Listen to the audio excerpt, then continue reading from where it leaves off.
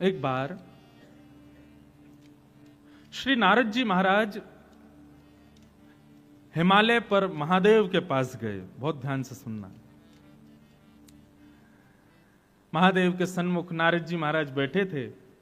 देवादिदेव महादेव अत्यंत सुख में ध्यानस्थ बैठे थे। पर जैसे ही नारद जी महाराज आए तो नारद जी को देख करके महादेव के नेत्र खुल गए और स्वागत सत्कार किया, बैठाया, बोले विराजो और कैसे हालचाल पूछे। लेकिन श्री महादेव के मुख की आकृति से नारद जी अनुमान लगा पा रहे थे कि महादेव कुछ पूछना चाह रहे हैं, कुछ जिज्ञासा है शायद इनके हृदय में, कुछ जानने की अभिलाषा है। व्यक्ति का परिचय 3 वस्तुओं से होता है, नेत्रम, वक्त्रम, विकारेण। हमारे शास्त्र आज्ञा करते हैं कि किसी भी व्यक्ति से मिलो, सबसे पहले उसके नेत्रों पर ध्यान लगाओ। यदि नेत्र बहुत ज्यादा चंचल हैं, बहुत जल्दी जल्दी घूम रहे हैं, कभी यहां कभी वहां, तो समझो कि इसका मन जो है वो थोड़ा सा विचलित है। दूसरा वक्त्रम, उसकी वाणी सुनो। यदि बहुत ज्यादा बोल रहा है, संसारी चर्चाओं में कुछ ज्यादा ही रुचि रख रहा है, तो समझ लेना उसकी बुद्धि स्थिर नहीं है।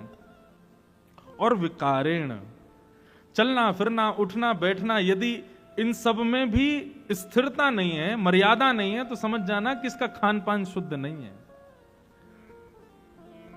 आप हमारे वृंदावन के रसिक जनों को देखो, उनके मुख की आकृति, उनके बैठने के चलने के ढंग पर ही हम लोग न्योछावर हो जाते हैं। और कई लोग हैं बड़े बड़े महापुरुष बने घूमते हैं, लेकिन उनके चेहरे की आकृति, नेत्रों का चंचलपन और वाणी की दूषितता से पता चल जाता है कि स्थिरता नहीं है हृदय में। हमसे पूछो, हम तो दुनिया भर में जाते हैं, सामने वाला व्यक्ति प्रणाम जिस भाव से, जिस आकृति से वो प्रणाम करता है, उससे पता चल जाती है कितने पानी में। आजकल प्रणाम की बड़ी, एक हाथ से प्रणाम, और एक हाथ से भी कई लोग चरण नहीं छूते, घुटने के ऊपर ही छू देते महाराज जी प्रणाम। तो नेत्रम वक्त्रम विकारेण, इससे पता चल जाता है। यदि कोई श्रुधि होगा, मतलब कोई विद्वान होगा, तो वो आपके नेत्रों से, वाणी से और आपके आकार विकार से ही पहचान जाएगा कि आप कैसे हो। नारद जी महाराज समझ गए, हे महादेव, आपके हृदय में कोई जिज्ञासा है क्या? सोचो, महादेव के हृदय में भी जिज्ञासा होती है। महादेव बोले, हाँ एक जिज्ञासा तो है। बोले, क्या जिज्ञासा है? बोले, जिज्ञासा यह है कि मैंने नारायण के खूब दर्शन किए, विष्णु रूप के दर्शन किए, उनके विराट रूप का मैंने दर्शन किया, शंख चक्र गदा पद्म चतुर्भुज रूप का मैंने दर्शन किया, वे मत्स्य बन के आए मैंने दर्शन किया, वे कूर्म बन के आए मैंने दर्शन किया, हर स्थिति में मैंने दर्शन किया। दर्शन का मतलब क्या होता है नारद? हृदय स्थिर हो जाना। एक बार देख लिया तो बस लगा कि अब इसके बाद कुछ बचा ही नहीं है। ये स्थिति मेरी अभी तक नहीं आई है। मैंने अनेक रूप नारायण के देख लिए, लेकिन स्थिरता अभी तक, मतलब बार बार जिज्ञासा होती है, और कुछ देखूं, और अच्छा देखूं, और कुछ, एक ठौर नहीं मिली है मुझे। मेरी इच्छा है उस रूप के दर्शन करने की। कैसा रूप? तब महादेव कहते हैं, यद रूपम ते कृपा सिंधो परमानंददायकम।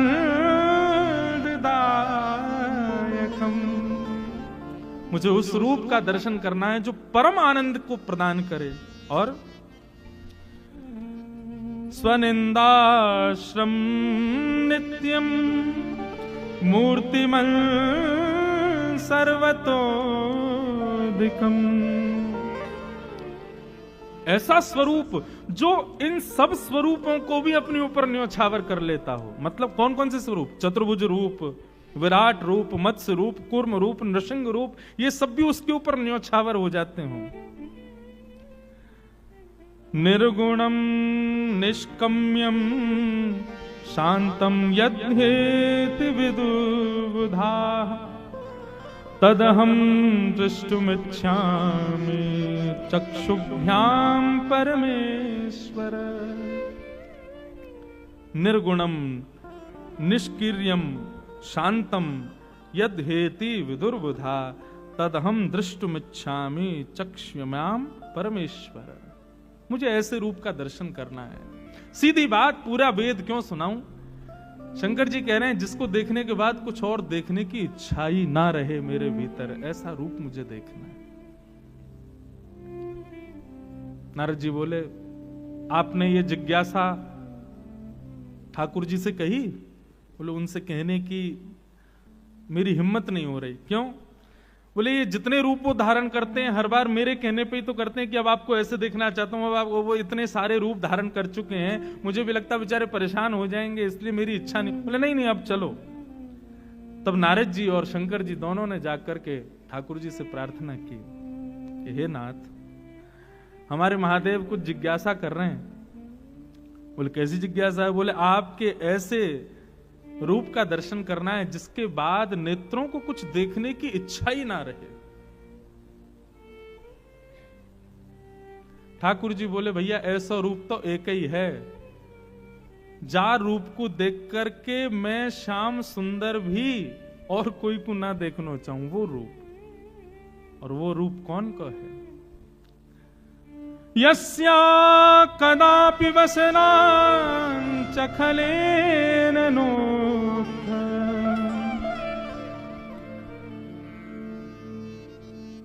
आहा, ठाकुर जी वर्णन कर रहे हैं वो रूप कैसा है। जा रूप के अर्थ बता देते हैं। बोले, रूप की तो बहुत दूर की बात है महादेव, ये रूप ऐसा है कि जिनके वस्त्र को स्पर्श करके वायु भी यदि हमारा स्पर्श कर ले तो हमारा रोम रोम आनंदित है जाए। ऐसी वृषभानु नंदिनी श्री किशोरी जी, श्री श्री श्री राधा रानी ही ऐसी एकमात्र हैं जिनके रूप को देख करके आपके नेत्रन को ठौर मिलेगी। आप किसी और को देख नहीं पाओगे फिर, ऐसा उनको रूप है। वस्त्र की शोभा नहीं है, लेकिन वस्त्र जब वो धारण कर लेती हैं तो वो वस्त्र भी सुशोभित हो जाता है। इत्र की शोभा नहीं है, श्रृंगार की शोभा नहीं है, शोभा हमारी श्री जी की है। जब वो धारण कर लेती हैं तब वो वस्त्र भले ही साधारण हो, श्रृंगार साधारण हो, इत्र साधारण हो, लेकिन किशोरी जी के धारण करती उसकी उपमा अनंत हो जाती है।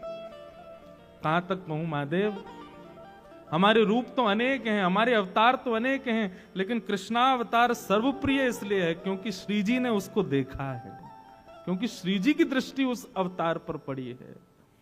हमारे उस कृष्ण रूप को भी अत्यंत शोभनीय बनाने वाली ऐसी श्री जी को जब आप देखोगे तब आपके मन को ठौर मिलेगी। महादेव घुटनों के बल बैठ गए। बोले कि कैसे होंगे उनके दर्शन? बोले, उनके दर्शन के लिए वो तो बड़ी सहज हैं, बड़ी सरल हैं, कृपा करती हैं, बस पुकारनो तो थोड़ा पड़े हो ना आपको। पुकारो, आएंगी श्री जी, दर्शन देंगे। हमारे आप विश्वास माने, और कई लोग जानते भी होंगे, श्री जी का जितना गायन देवादिदेव महादेव ने किया उतना किसी ने नहीं किया। राधा कृपा कटाक्ष कौन गा रहे हैं? महादेव गा रहे हैं। राधा सहस्त्र नाम, गोपाल सहस्त्र नाम आदि आदि कितने भावों में स्वयं श्री महादेव ही श्री जी के रूप को उजागर करते हैं और किसी में सामर्थ्य नहीं है। ऐसे महादेव श्री जी को पुकारते हैं, श्री जी का स्मरण करते हैं, और जब श्री जी का दर्शन उनको हुआ, इसीलिए महादेव अत्यंत रूप से जहां भी कहीं बैठे हैं तो उनके मुख की आकृति दिखाई नहीं है, लिंग के रूप में पूरे भारत में विराजमान है। क्यों? वो समाधिस्थ शिव हैं। किसकी समाधि में? बोले, श्री जी की समाधि में। हमारे श्री जी के सबसे बड़े उपासक ही महादेव हैं। जब से देखी हैं वृषभानुजा तब से ही समाधिस्थ बैठे हैं, एक आकार रूप में रहते हैं और सदा भीगे देव हैं। सबसे प्रार्थना करते हैं, भिगाते रहो हमको, हमारे ऊपर जल डालते रहो। मैं तो अपनी एक निज बात बताऊं, दुनिया के लोग महादेव के मंदिर में जाकर के ओम नमः शिवाय कह के जल चढ़ाते होंगे, हम तो श्री राधा राधा राधा राधा यही कह करके जल चढ़ा में। ऐसी श्यामाजू के परम उपासक हैं। देवों के देव भी नहीं है, देवों के भी देव महादेव। वो जिन श्री जी के चरणों का स्मरण करते हैं तो सोचो श्री जी कौन है। आजकल के लोग फालतू सिनेमा देखते हैं, उसके बाद वृंदावन आते हैं। आपको श्री जी समझ आ जाएंगी? आपको ये अद्भुत प्रेम ये समझ आएगा? कभी कभी नहीं आ सकता। अद्भुत प्रेम की रस स्वरूपा हैं हमारी श्यामा जी। हमारी सामान्य कथाओं में आने वाले लोग अगर इस कथा में आएंगे तो हो सकता है उनको एक आध बात समझ में ही नहीं आवे, महाराज जी कैसी कहां की चर्चा कर रहे हैं। भैया ये निकुंज नहीं है, ये कुंज नहीं है, ये निवृत्त निकुंज है। यहां तो अलग ही चर्चा है। श्री बिहारिन देव जी बिहारी जी की सेवा करते थे। पहले बिहारी जी गृहस्थों से सेवा नहीं करवा रहे, अभी तो सदगृहस्थ गुसाई परिवार सेवा करते हैं। पहले तो बिहारी जी सन्यासियों से और विरक्तों से ही सेवा करा रहे थे। तो बिहारिन देव जी बिहारिन दास जी बिहारी जी की सेवा करते थे, और सेवा करते हुए उनके मन में एक ही भाव रहता था कि हे बिहारी जी, कब मिली हैं वह सखी सहेली हरिवंशी हरिदासी, हरि हम कब होंगे ब्रजवासी।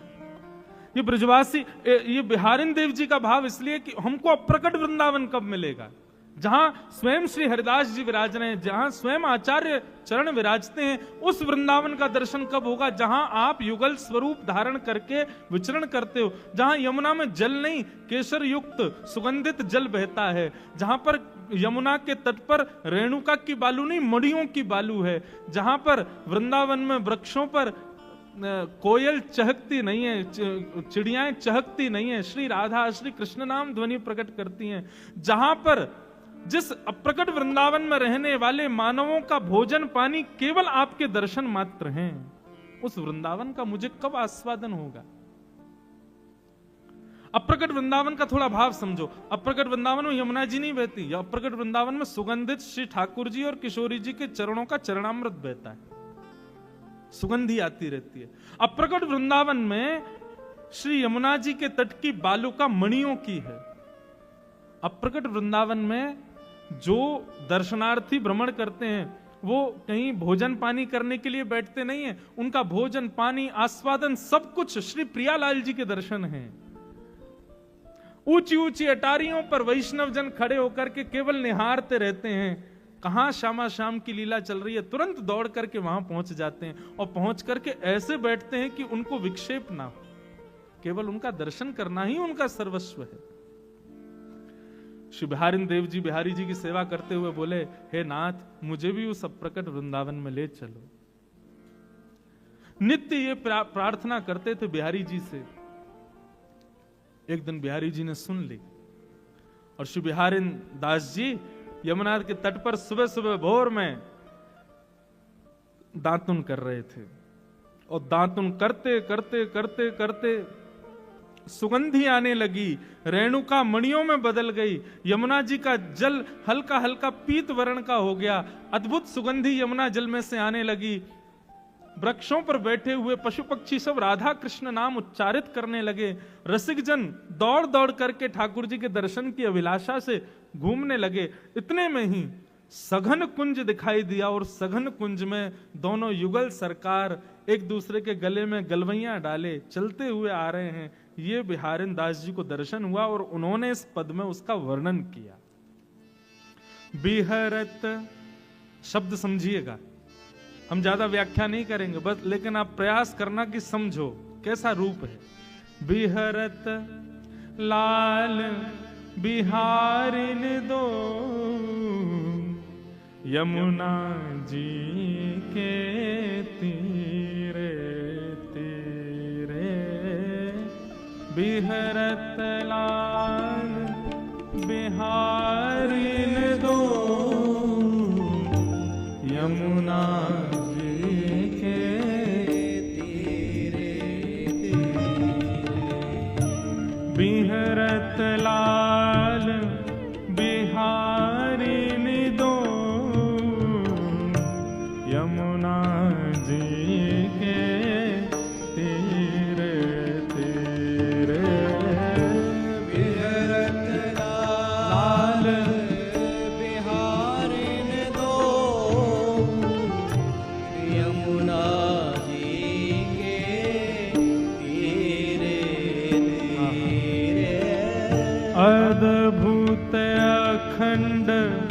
मंडल भुव पर बरभामिनी भुज वीरे वीरे अद्भुत अखंड मंडल भुव पर बरभामिनी भुज वीरे वीरे तामे शशि श्रवत सुधाश्रम तामे शशि श्रवत सुधाश्रम जलकन मुख छवि नीरे नीरे जलकन मुख छवि नीरे नीरे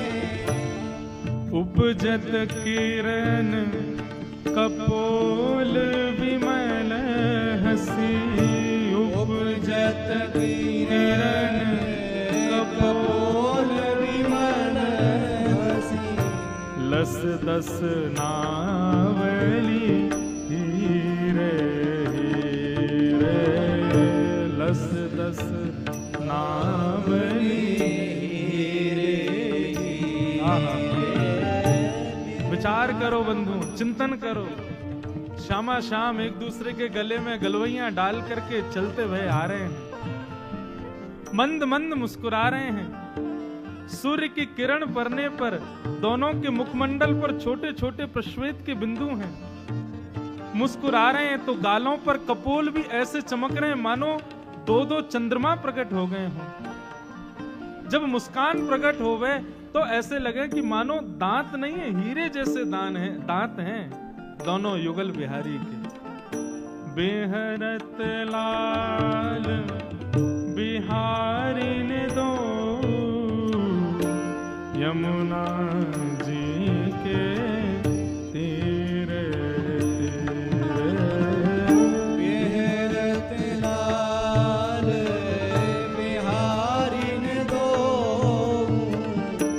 यमुना जी के तीरे तीरे कुंज गगन घन अलख बदरिया कुंज गगन घन अलख बदरिया चलत परस्पर सिरे सिरे चलत परस्पर सिरे सिरे कुंज गगन घन अलग बदरिया कुंज गगन घन अलग बदरिया चलत परस्पर सिरे सिरे चलत परस्पर सिरे सिरे लोचन चारु चकोर चिते हित लोचन चारु चकोर चिते हित पिबत धीर न धीरे धीरे पिबत धीर न धीरे दोनों युगल सरकार मधुर चाल चलते भय आ रहे हैं। तभी जोर की हवा ब्यार बहे तो श्री किशोरी जी की अलकावलियां मुखमंडल पर आ जाती हैं, तो ऐसा लगता है मानो पूर्णिमा के चंद्रमा के आगे बादल आ गए हों, वह भी उसकी शोभा बढ़ा रहे हैं। लोचन चारु चकोर चिते हित पिबत अधीर न धीरे धीरे। किशोरी जी श्याम सुंदर को देख रही हैं, श्याम सुंदर किशोरी जी को देख रहे हैं, परंतु नेत्रों का भी एक समय होता है, नेत्रों की भी एक अवधि होती है, उससे ज्यादा देख नहीं सकते। जैसे जीव को पानी मिलने पर प्यास बुझ जाती है, ऐसी नेत्रों को भी दर्शन मिलने पर दृष्टि शांत हो जाती है। परंतु यहाँ पर ऐसी स्थिति है कि जितना पानी पी रहे हैं उतनी प्यास और बढ़ रही है। ठाकुर जी जितना श्याम सुंदर, जितना किशोरी जी को देख रहे हैं, उतनी ज्यादा इच्छा और प्रकट हो रही है कि और देखूं। और ऐसे ही हमारे श्याम सुंदर जब किशोरी जी को देख रहे हैं तो उनके नेत्र और प्यासे होते जा रहे हैं किशोरी जी को देख करके। ये दृश्य श्री बिहारिन देव जी को दिख रहा है। बिहरत लाल बिहारिन दो यमुना जी के तीर तेरे बिहरत लाल बिहारिन दो यमुना जी के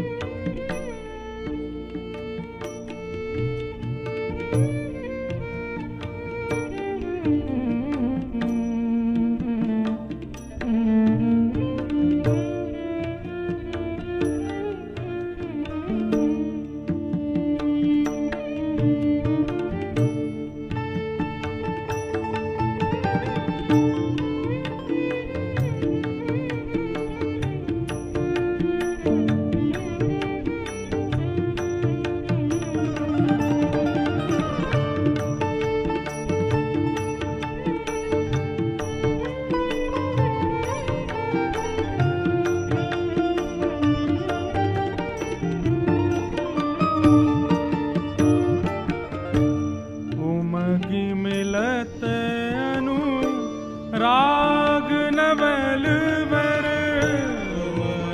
मिलत अनुराग नवल वर उमगी मिलत अनुराग नवल वर उमगी मिलत अनुराग नवल वर कल कुंडल चल वीरे वीरे कल कुंडल चल वीरे वीरे कल कुंडल चल वीरे वीरे कल कुंडल चल वीरे वीरे श्री बिहारी सुरझत नाही बिहारी दासी सुरझत नाही श्री बिहारी दास सुरझत नाही बिहारी दासी सुरझत नाही उरझी अरुण पट पीरे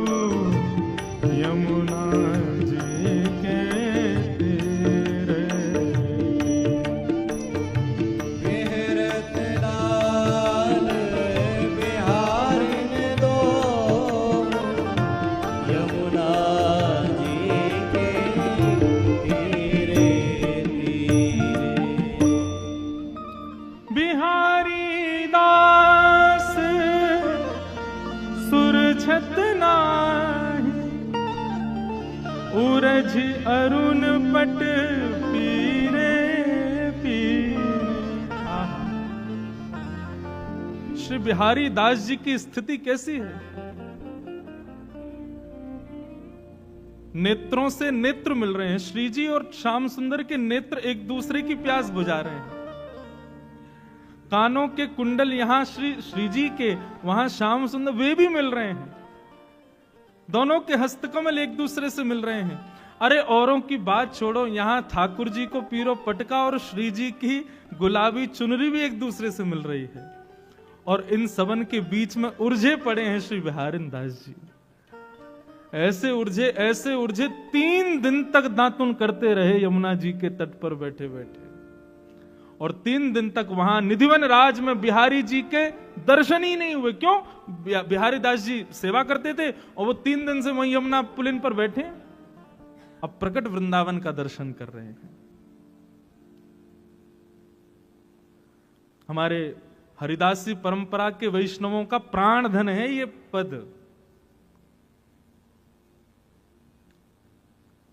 दातुन करते करते करते करते करते और इस रूप का दर्शन, इस माधुरी, इस अद्भुत भाव का दर्शन, भाव साम्राज्य में प्रवेश कर गए। 3 दिन में अविरल रक्त धार मुख से बहने लगी। कपड़ों पर होते हुए वो धार बहती हुई यमुना जी में जाकर के मिल गई। कुछ वैष्णव यमुना में स्नान करने के लिए गए आगे घाटों पर। उन्होंने देखा कि यमुना जी में रक्त की धार कहां से आ रही है। उसके पीछे पीछे जाकर के देखा तो देखा बिहारी दास जी मुख में दांतुन कर रहे हैं, नेत्रों से अश्रुधार, मुख से रक्तधार। कुछ हरिदासी परंपरा के वैष्णवों ने आकर के कान में कहा, कुंज बिहारी श्री हरिदास। जब स्वामी जी का नाम सुना तब चेतना आई। नेत्र खोल करके देखो, बोले अरे इतनो सवेरो है गो। अरे भैया मैं तो अभी स्नानु ना कियो, बिहारी जी के श्रृंगार भी ना किए। वैष्णवों ने रोका, बोले बिहारी दास जी आप कब बैठे थे यहाँ पे? बोले अभी अभी सवेरे भोर में आयो, दातुन कर रो, स्नान कर, अब जाऊं, अब क्षमा कर दियो ना, एक विलंब है। विलंब? 3 दिन हो गए आपको, आप 3 दिन से बैठे हो यहाँ पर। 3 दिन से बिहारी जी भूखे प्यासे सैन सैया पे लेटे हैं, उनके श्रृंगार ही नहीं हुआ, दर्शन ही नहीं हुआ, भोग भी नहीं लगा। तब बिहारी दास जी गए और बिहारी जी के चरणों में प्रणाम करके बोले, सेवा पूर्ण भई अब मेरी, अब मैं सेवा नहीं कर सकता। मैं समझ गया नाथ, आप मुझे वो अप्रकट वृंदावन क्यों नहीं दिखा रहे थे, क्योंकि फिर मैं आपका नहीं रह पाऊंगा, आपकी सेवा में फिर मैं नहीं आ पाऊंगा। नाथ क्षमा करो, अब तो उस अप्रकट वृंदावन में ही रहना है। और श्री बिहारी दास जी उस अप्रकट वृंदावन में प्रवेश कर गए। बंधुओं, भक्ति की ठौर कहां है? हम सेवा कर रहे हैं, हम नाम जप कर रहे हैं, हम कथाएं सुन रहे हैं, हम तीर्थ यात्राएं कर रहे हैं, अनुष्ठान कर रहे हैं, इन सब का अंत कहां है? हम ब्रजवासियों से पूछो तो वही अप्रकट वृंदावन, वो हमारी ठौर है। हमें लाल जी सदा ऐसे ही मिलते हैं। सुबह मैं कई बार लाल जी से प्रार्थना करके सोता हूं, रात्रि में शयन करा, मैं लाल जी कल सुबह ऐसे मिली हूं, कोई को नहीं बताऊंगा, मैं किसी से नहीं कहूंगा, सुबह जब उठाऊं तो ऐसे मिल जाइयो, फिर भले ही ऐसे आ जाइयो। एक बार तो अनुभव करा। कभी एकांत में ठाकुर जी के पास बैठे होते हैं, लाल जी से कहें, लाल जी थक गए होंगे, हार गए होंगे, पौड़ जाओ। मैं किसी से नहीं कहूंगा, आप लेट जाओ थोड़ी देर। जिस दिन वो स्थिति, अभी वो स्थिति नहीं आ रही, इसका मतलब हम चूक कर रहे हैं कहीं पर। जिस दिन वो स्थिति आ जाए, समझना बस अब हमारी ठौर है, यही हमारा सर्वस्व है। ऐसे हमारे श्री बिहारी दास जी की पद में गाता हूं, मेरा रोम रोम आनंदित हो जाता है।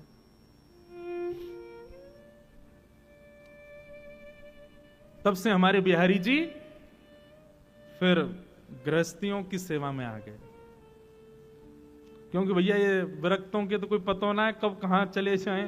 बिहारी जी बेचारे कहीं भूखे प्यासे बैठे रह जाए, इनकी कब भाव समाधि लग जाए का पता। कम से कम गृहस्थी अगर एक भाव साम्राज्य में गया तो दूसरा तो कर लेगा ना सेवा। बस इसलिए बिहारी जी की सेवा ऐसे गृहस्थियों में आई। बंधुओं, आपको पता है हमारे यहां बिहारी जी कृष्ण को ना कहें, श्री किशोरी जी को बिहारी जी कहें। हाँ,